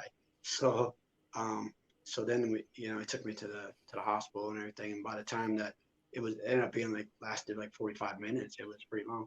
But then eventually, like it just subsided, and so they were trying to figure out exactly what caused it, and they were trying to see if I had TIAs or if whatever I had. So they didn't exactly figure it out, but I ended up having some damage from that I had to work out because I started getting twitches on the left side all the time. I had a little bit of droopiness on that side. Right. Um, but so then I ended up having where I would have seizures. I developed. Well, I think I always had it to a degree, but I never had really got it checked into. But I have central sleep apnea, which Mm. is not where it's from an obstruction. It's from when your brain actually doesn't tell you to breathe at all. So it's Mm. actually the worst one. Holy moly. I really I can't really get treatment for that, because the treatment that they do is they put you on a CPAP machine, and when they put you on that machine, it forces air down your throat like Right, right, constantly, right. Yeah, yeah, yeah. and I can't do that because It's at like night. sleeping with like scuba gear on. It's horrible. Yeah, and the problem is I have bile reflux now because I don't have a Mm. stomach. I don't have either of the barriers you normally have. So when I throw up and I have the stuff, it's bile reflux. It's even Right. worse than normal stuff. Oof. So at night, I don't sleep flat. I used to, for a long time, I had to sleep in a recliner and basically sleep almost, really elevated, Right. because I Still aspirate to a this bunch of day, times. that's how you sleep still to this day? Uh, yeah, I sleep. I don't sleep as elevated, but I just have to sleep elevated, because if not, Right. I run the risk of aspirating, which is where like everything gets into my lungs, and then the next day I'm running a fever, I'm coughing, and everything. It's horrible. Oh, So geez. I had that. I got degenerative disc disease in my back. I developed osteoporosis worse than an 80-year-old man. So Holy moly. my bones are horrible. I ended up where I have the three discs in my neck that are messed up. I got one in my back that's messed up, and uh, I got arthritis in there. But this is the thing: they don't want to do anything from the time they took it. They also found out that I have this weird curvature in my neck. So when they did the stuff, they looked at the surgeon looked at what I had going on there, and he's looking at my neck and he's looking at the back. He's like, "Don't let me touch you," he says, "because as soon as I start doing these surgeries," he says, "it's going to be a domino effect, Yeah. and you're going to be totally fused from top to bottom." He's like, especially with the osteoporosis, he says, it's not even, It's not who even. knows how that's going to go. So, um, so they can't do anything about that. So basically, I've been on a period where they said that, I just got to deal with it as long as I can. Now it's been quite a long time. It's been almost 15 years since the initial time that they told me. But Right. I mean, I'm getting to the point where I pretty much got to do that anyway, because I can't, I don't have any range of motion in my neck to look up. Side to side is okay, but it's bone on bone. And even when I went to go to physical therapy, because for your insurance and everything, that's like the next step you got to do. Back when I originally went, they took a look at that X-ray too, and they're like, "I'm not touching it." He's like, I'm not going to run the risk of this." He's like, here's some exercises. Don't do them." He Right. says, because they won't be good for you. But so I have that, and then I've also developed a bunch of times where I got something that more people don't get that much anymore, because I was taking vitamin supplements, I was taking vitamin C and everything, and I ended up getting scurvy a couple of times Holy because moly! yeah, That's. Let me ask you a couple of specific questions because I think we're gonna have to kind of. I want to guide this a little bit. okay, We've been going for an hour and a half now.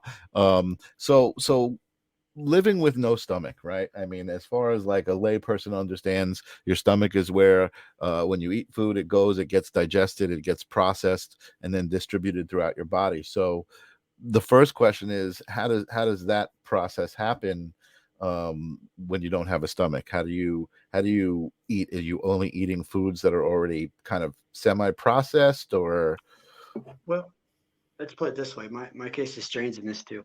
Um, they basically, I was having problems for the longest time with consistency, and not in the way you would think. And I was also having problems with temperature. I still do to a degree, but it's just strange because normally what they tell you to do, and I even went for to learn how to to get eating therapy, I guess you call it, and stuff, to like learn different things, and they give you different strategies and stuff. None of them work for me, but Mhm, mhm. what they normally do is like normally when you have a problem with consistency, it's usually if something's too thick. I have a problem the opposite way. Like I would choke on water, it's like because it was too Oh thick. wow, interesting, Yeah.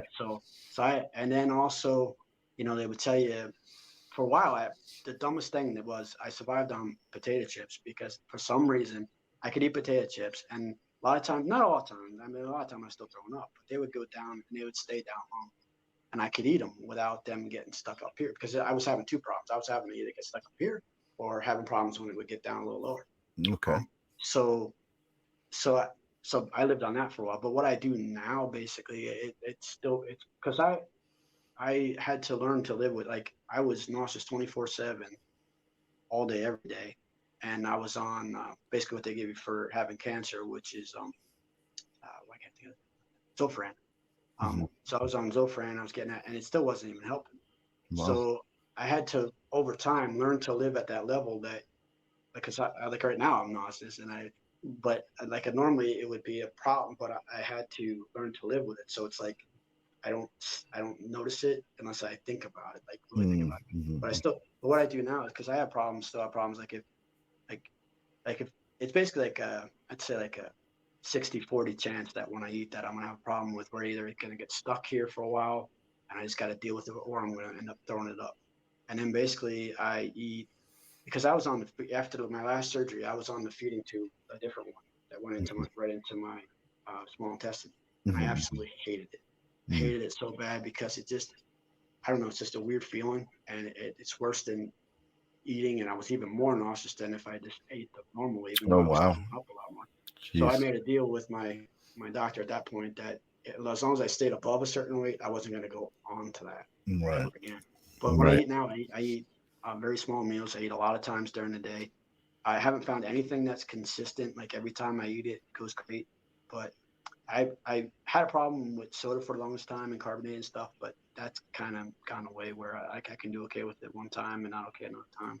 Same Right. thing with like just about everything. There's no consistency to it. So I just eat a lot all day, every day. I try to And can not you eat. you can still enjoy food, like the taste of it, right? And Yeah, like chewing yeah, it and swallowing, like I mean, I guess swallowing it kind of hurts, but yeah, experiencing the food as far as like having yeah, different tastes and things like that. yeah. For a while there, like Cool. I got into like for a while back before uh, my marriage kind of went to crap. For a little while, I got to where I was basically getting into cooking and stuff, because if I'm going to eat 2-3 bites, I'm going to make sure they're going to be the best 2-3 bites that I'm going to eat. You know what I mean? Because Right, it's right, like right. there's no sense in eating crappy food and feeling You know how it crappy. goes. Right, right, right, Yeah. right. So, but so basically, it's just a battle. Every single day is a battle, because I just have. I mean, there's so much other stuff that we haven't even touched on that I have to do, because I got it. Yeah, yeah, But yeah. There's your story is so phenomenal, and again, so it's I didn't even think that it was gonna go. You know, we didn't even really get halfway through. I don't think. So let me just kind of guide this questions that I think maybe people are curious about. Um, is first of all, how long did the marriage last with this ex who had 25 personalities? well, believe it or not, it lasted almost 25 years. Holy moly! Yeah. And Okay. this, and the thing was, when it went kaput, I was actually, it was a bad time for it to go kaput, because it was in February. So this is strange because we're in February now. But it was on February 11th. I remember all these things that that she left. But it was a bad time because I had just had, because I still have that juvenile polyposis and everything. So I grew up polyps everywhere. I would grow them. I had nasal surgery. I had everything. But anyway, I had some that they had to take out in my throat and in my colon and stuff. And the ones in my throat, they thought were definitely cancerous. So we were waiting for the results from that. We were planning, believe it or not, we were planning a party for our 25th, obviously. And I forget, there was a couple other things at the time that, so when she left, I was kind of just thrown for a loop. I mean, I couldn't say that I couldn't expect it at all, but Mhm. I wasn't ready for it. But so it lasted 25 years. Wow, that's pretty nuts. Um, and so, I mean, I didn't know you. I heard all of that after the fact. You know, like you said, when I met you, you actually came up. Jesse was staying here with me. He was having problems with his car, and you came up to help him fix his car. And that was really noble and awesome. And I don't remember where you might have been at that point in your relationship with Sonia. But At that point, it was just starting, because it was kind of funny. We ended up having these problems with translators once in a while, because obviously she speaks Portuguese and I speak English. Well, I hope I speak English. But yeah, anyway, no, you speak well. well, thank you. So, But but let me actually before you go, let me before you go on, let me just get viewers updated that may not have seen you on the show before. Um, and you did talk about it earlier that Sonia had sent you a message on Facebook to just say hello. I guess there was a mutual friend or somebody involved, yeah, and That was it, right? I mean, it just took off Yeah, from that what it message. is it's my sister-in-law actually is Mhm. from Brazil. My brother married a Brazilian. Actually, it was kind of interesting because his marriage went to crap at the same time, like a little bit after mine. But anyway, he had met a Brazilian girl, Mhm, mhm. and but she was here in the States, so Okay. they were dating. And what happened was that I went there uh, on actually it was on the 14th that I was over staying at my brother's because it was on the weekend that year. So I was staying the night playing with my nephews and stuff. And for some reason, my sister-in-law, her name is Adriana, she was looking at me strange, and she was just looking at me, and I was like, okay, she's looking at me. Anyway, so I didn't expect anything of it. So I went home on the 16th, and I was there playing kind of late. I was there till like 11, 12 o'clock at night, I think it was Mhm. exactly.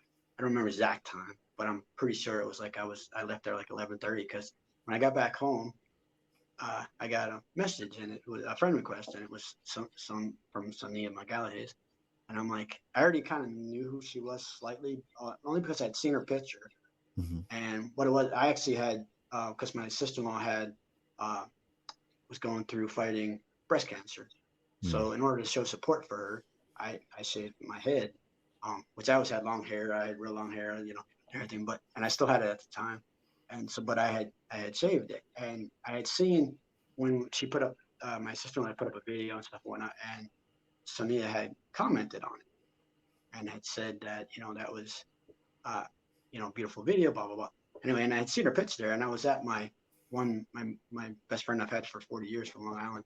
I was at his house, and his brother-in-law was there, and I seen her picture, and for some reason I just told him I said I had this feeling, and it was just strange because I've never had this about anybody or anything. I looked at a picture, I said we're going to be together at some point. I said I don't know why.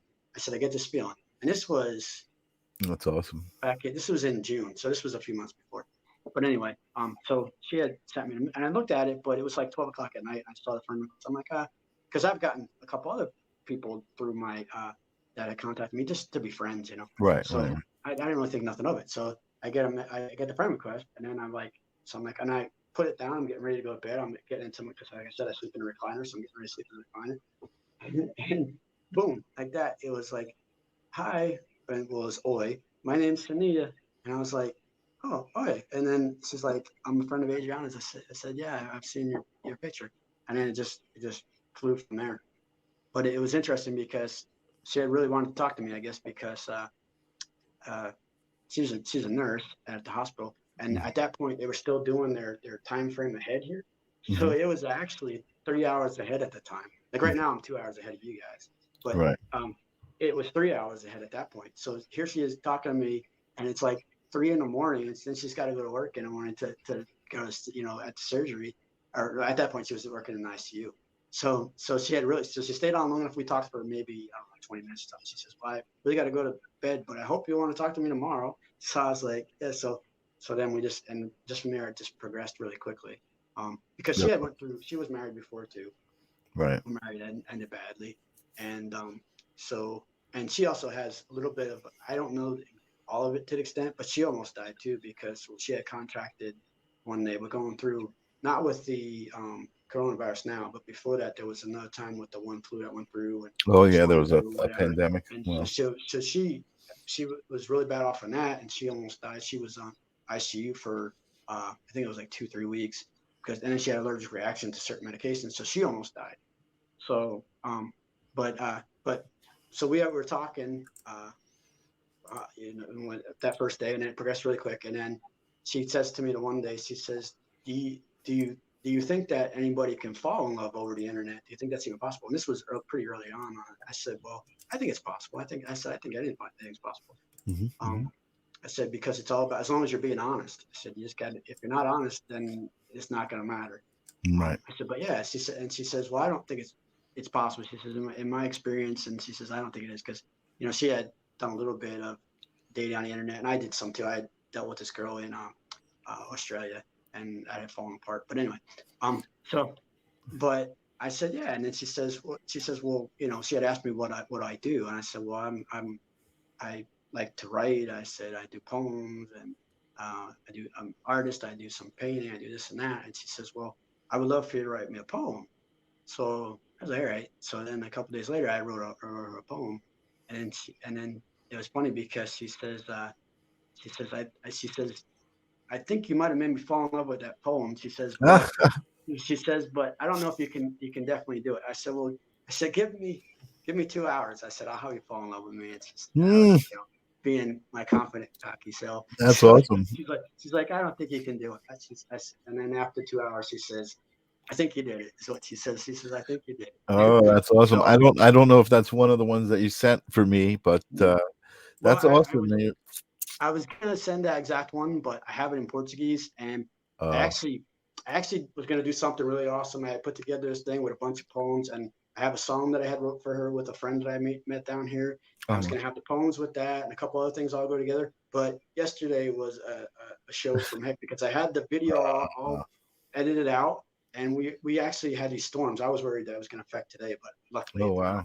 But the power went out, so the power kept going and went out in the middle of it, and I lost everything. And I saw it, but I had no time to do it because I was working on this Oh, for quite a while. But yesterday I was also going through the trouble of trying to order her flowers, and that was just kind of a pain to do. And I yeah. was doing all sorts of stuff and then dealing with Taryn. So I had like a really cool thing to do, and I had that exact one. I was going to have it in Portuguese and English so that you could put it up and everything, but That's I didn't get that's a chance to translate it back. yeah, that's one of the amazing things about this story for people who I mean again, we're friends, so I know I saw this amazing like romance happen with this incredible language barrier. You learned Portuguese, I always see you translating everything back and forth. You made a video of one of Jesse's songs. I don't have it. I have something else to share, but I'm just going to pop this up on the screen right now, which is just a couple of pictures of you guys during that time, growing your romance, and just falling in love with each other. You would visit her and spend Yeah. some time This there, is and um, this is from her first birthday party that I was ever at when I was ever with her for her first birthday that we were together. nice, very cool. And then so you guys were dating for a while, and we would hear the updates occasionally. And then eventually, I don't know, let me just see. Oh, I don't have these labeled, so I'm not really sure the order. Eventually, eventually I had you we had a show. Sonia was now pregnant, and we had a show to do the gender reveal for you guys, which was so cool because you knew the gender, or no, you didn't know the gender. I didn't know. The only Uh, reason is we had it set up you that had it set her up, and friend would send the information to Jesse, and then Jesse would be the only one to know. that's right. And so you had these onesies made up, Yep. which were basically Jesse Blaze's logo right here, Jesse Blaze, and then the live stream of consciousness. You had a blue one and a pink one made, Yeah. and unfortunately we didn't get them in time, but fortunately you were able to send us photos of them. Yeah. So we had these photos of them, and we did the gender reveal. Hold on a second. That was the photo that I used for the thing there. And then I remember I screwed up because I used this like random wheel thing to spin and just to pretend that that might be what the gender was going to be, and it turned out wrong. uh, but I did create this to do the gender reveal. So we're gonna reveal the gender. We're gonna go through this again, and this was a little video moment.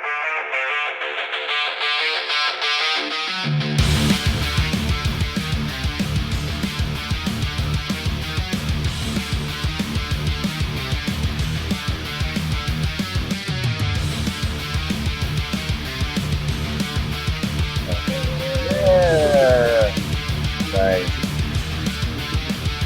Yeah, so There that you go. was That's awesome. when Jesse That shot was, himself with the silly string.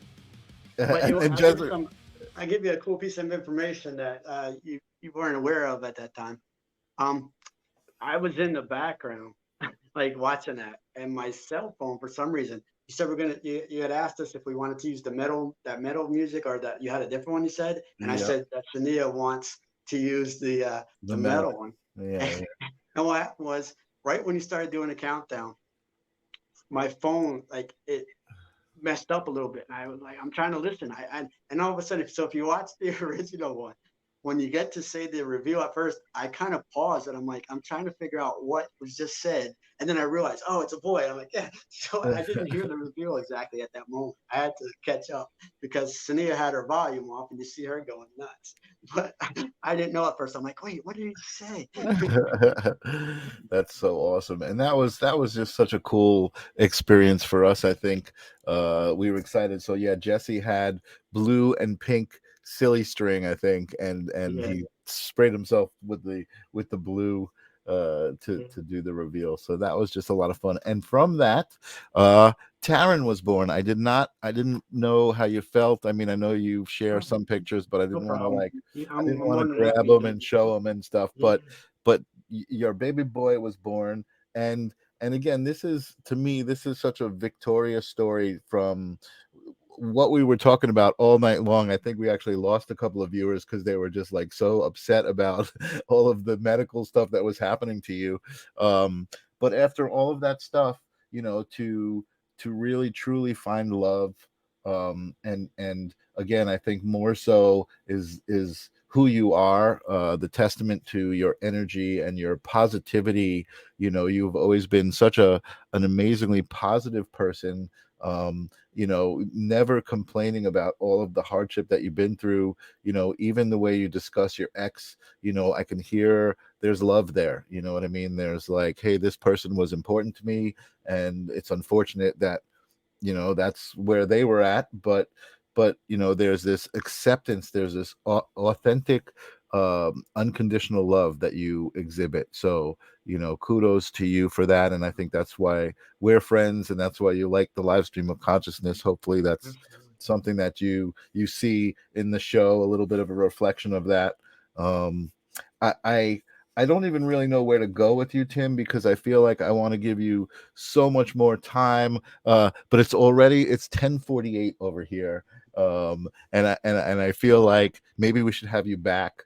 And maybe I I'm should good with even that. prepare some questions about the 25 personalities that you had to deal with, the Absolutely. medical stuff that you have to deal with, that I'm sure you still deal with on a day-to-day basis. Just the way you get through each day is so different than the way some other people do, and you have to really pay more attention to a lot of things, that you need to survive. So much kudos to you, for being who you are, and for always seriously bringing your energy to the live stream. I think it's important, the type of people that I like to be around, and that I feel like the show attracts. Um, so with that being said, I do want to wrap it up, and just say that we'll have you back. Uh, and Lily agrees. We need Tim to finish his story. So until we have you back, we'll talk about getting you back on the show, and going through more of the story. But um, what what do you have to say to my audience as far as like a live stream of consciousness, piece of advice or word of wisdom or anything like that? I mean, I'm sure people can learn a lot from you. I would say the biggest thing, it might not be the most profound thing, but don't worry about what you can do. Just do what you can do. And don't be afraid to try anything. Doesn't matter if you try it and you suck at it. Just try everything, because if you don't know what you can do and what you can't do. I love And that. when you learn some of the things you can do that you didn't know, it's like, wow, I didn't know I could do this. And it's amazing because you got to push yourself. And if you don't push yourself, you're kind of like not really living anyway, because you just get stuck in that one little box and you're doing the same thing constantly, Mm-hmm. constantly, and you're not. There's no challenge. There's no nothing new. There's no nothing exciting. There's just nothing that you're putting out into the world that you can say, this is what I'm contributing, because like Mm-hmm. everybody wants to say everybody's special. I think that's true to a degree, but if you don't do anything special, then how special are you? Right, you know, right. you Well, know, you know what? That's a good point. Everybody is special, but they've got to be that special that they are in order to be that special. Like Jilly says, just show up. this is just show up. And I think that's really an extension of what you're saying, or what you're saying is an extension of just show up. And that, you know, if you don't show up, nothing happens.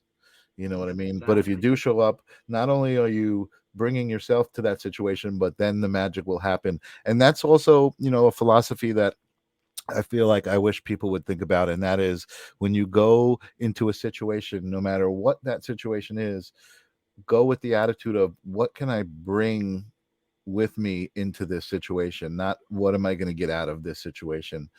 Yeah. And I think that's a big thing. People are always looking for, what do they get, what do they get. And if you just go into a situation with, what do you give, you're going to get back 1,000,000%, you know. And I would um, say always try to bring humor and try to bring be the light in the room. Try to be the one that everybody ah, says, "Damn, I want that guy here," I love and that. not the guy that get him out of here. I you know. love that. I totally love that.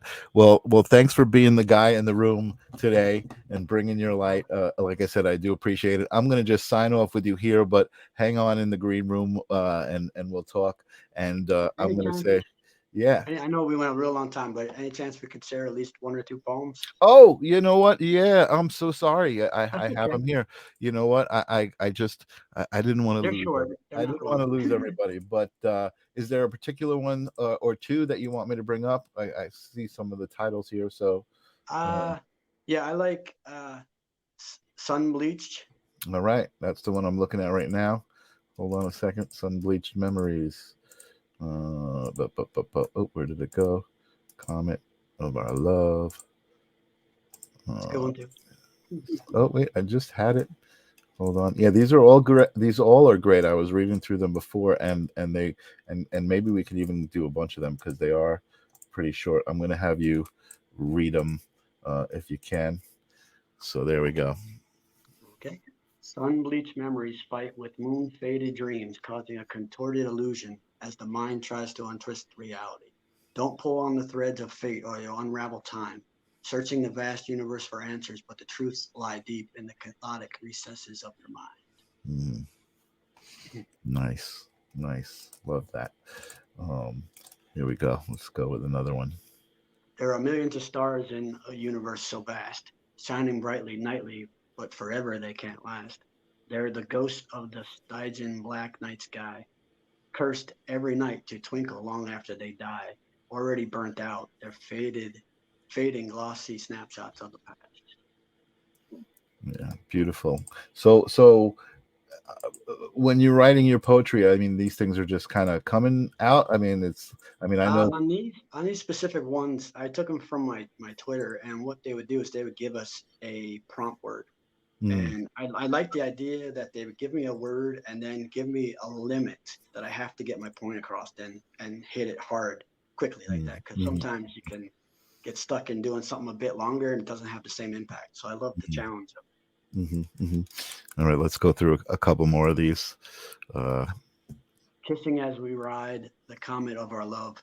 The moon serenades us whilst the stars twinkle in unison as beacons to guide us. The planets change orbit and circulate our passions, burning brighter than the sun, and the allure of our love stronger than a gravitational pull. Jealous aliens watch.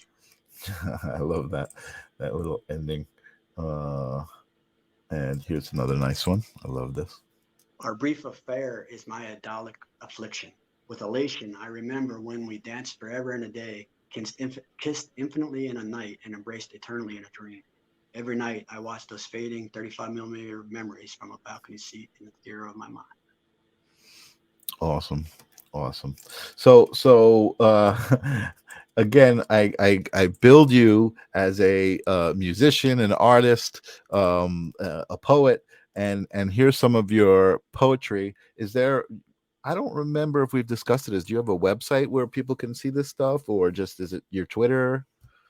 Basically, I have my Twitter and I put them up sometimes on Facebook. I haven't done it in a long time Mhm, because mhm, I don't have a website or anything. Actually, to be honest, until my divorce, when everything, well, when it started falling apart, basically what is that I didn't do that for a long time. I was so caught up in being sick and so mhm, caught up in my ex-wife stuff that I just didn't have mhm, time to do mhm, anything. So after I came out of that black bubble that I was in of depression, and even in that Yeah. time I started writing.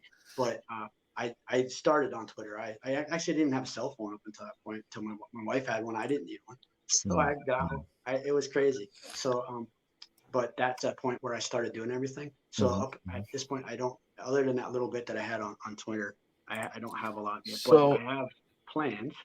you know what? So I was going to say this is actually you just made me happy and excited because I know I've actually seen you playing some songs. You wrote some original songs.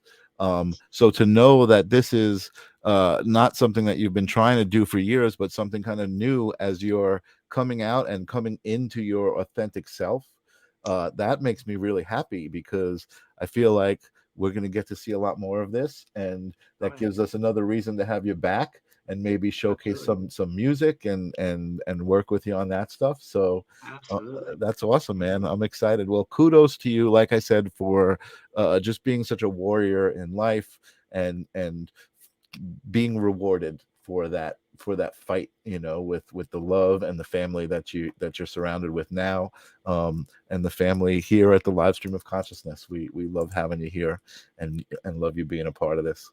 um so that is awesome. Um, I believe next week I have. Let me take a quick look at my calendar. I know I always say, "Oh, I don't have my calendar up," but I do want to tell. Next week is going to be another great, interesting episode. I actually have uh, my dentist coming on. Oh His wow, name is Joe Morris, and he became my dentist through a weekend. I guess a weekend workshop that I went to that was like a spiritual workshop, and we did a lot of all these spiritual exercises. And I ended up being put in a hotel room with him because it was in New Jersey, and we became friends. And then he became my dentist, and wow. he's really big into like Tony Robbins and a lot of the self help gurus, and so he's got a lot of great insight. So he's going to be on the show next week. I'm looking forward to that. I will see everybody next week. Tim, we will see you here again soon. Like I said, hang out after Okay. the outro, and we'll say goodbye. Proper. Until next week, folks. Peace. Boa noite, James.